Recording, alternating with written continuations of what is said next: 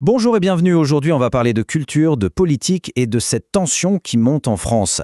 La question est simple, la liberté de création, si chère au pays, est-elle menacée? C'est un sujet brûlant et on va essayer de comprendre ce qui se joue en coulisses.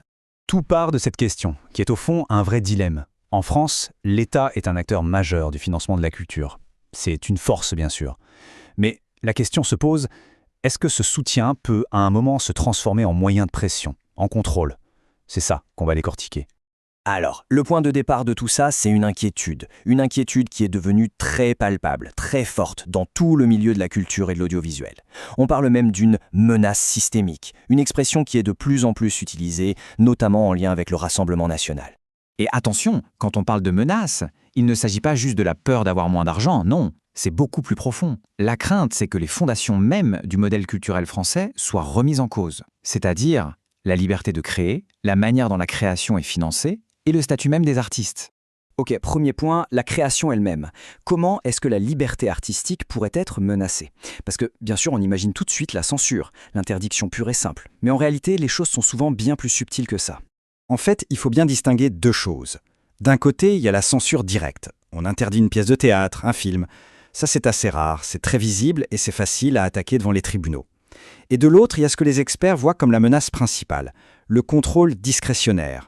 Là, c'est plus fin. On ne censure pas, on oriente. On utilise les budgets, les nominations à la tête des institutions pour petit à petit façonner le paysage culturel.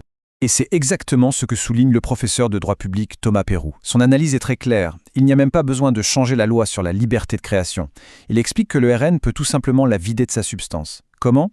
En utilisant les leviers administratifs et financiers. La loi reste, mais dans les faits, la liberté recule.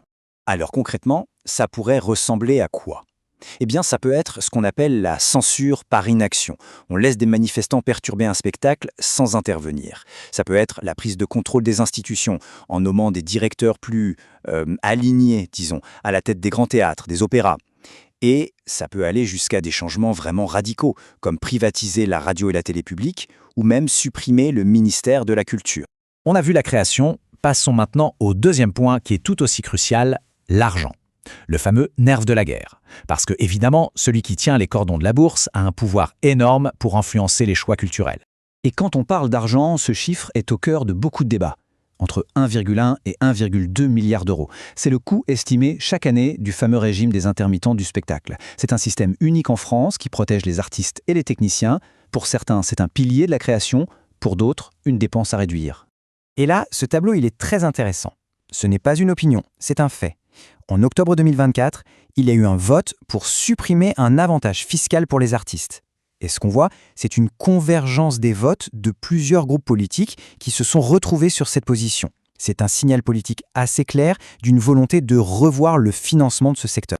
Et la grande peur qui se cache derrière ces questions d'argent, c'est le risque de clientélisme.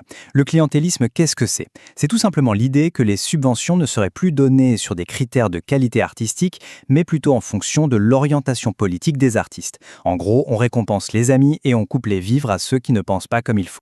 Très bien, on a parlé des institutions, du financement, mais au final, qui est au centre de tout ça? Ce sont les créateurs, les artistes eux-mêmes. Alors quelles sont les menaces qui pèsent directement sur leur statut et sur leur travail au quotidien? Là, il faut qu'on s'arrête une seconde sur ce terme, intermittent du spectacle. C'est vraiment une spécificité française. Pour faire simple, c'est un régime d'assurance chômage adapté à des métiers où on alterne des périodes de travail intenses et des périodes sans contrat. C'est ce qui permet à des milliers d'artistes et de techniciens de continuer à exercer leur métier. Donc, toucher à ce statut, c'est toucher directement au portefeuille et à la survie de beaucoup de professionnels. Et cette fameuse prise de contrôle institutionnelle dont on parlait, elle suit un scénario qui est assez bien rodé, presque une méthode. Étape 1, on change les directions. On met des gens de confiance à la tête des lieux de culture. Étape 2, ces nouvelles directions contrôlent ce qui est montré au public, la programmation. Étape 3, petit à petit, de proche en proche, on redessine tout le paysage culturel pour qu'il colle à une vision politique précise.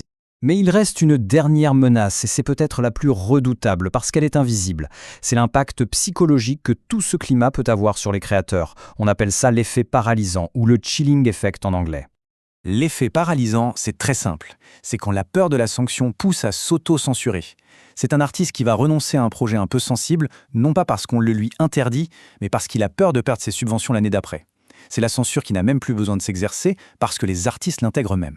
Et bien sûr, face à cette pression, tout le monde n'est pas logé à la même enseigne. Ce sont les plus petites structures, les artistes indépendants, les petits théâtres qui sont de loin les plus vulnérables. Eux, ils n'ont pas les reins assez solides, ni les services juridiques pour se défendre. Une grande institution nationale peut encaisser un conflit. Une petite compagnie, elle, peut tout simplement disparaître. Le mécanisme est vraiment redoutable. La simple peur de perdre son financement ou la perspective de devoir payer des frais d'avocat à cause d'une polémique, ça suffit à tuer un projet dans l'œuf. Et le résultat de tout ça, c'est une culture qui prend moins de risques, qui devient plus consensuelle, moins audacieuse en somme. Et au final, tout le poids financier et juridique de ces tensions, il retombe sur qui ? Sur les plus fragiles. C'est exactement ce que résume cette analyse. Les conséquences sont bien plus lourdes pour les petits créateurs, ceux qui n'ont pas les moyens de se défendre. On risque une culture à 2 vitesses. Et tout cela nous ramène finalement à la question du début, qui est plus que jamais d'actualité. Le modèle français de financement public a longtemps été une force immense pour la création. Mais aujourd'hui, on voit aussi sa fragilité. Dans le climat actuel, la vraie question, c'est de savoir qui, à la fin, aura le dernier mot sur ce qui peut être créé, dit et montré. C'est une question absolument essentielle pour l'avenir.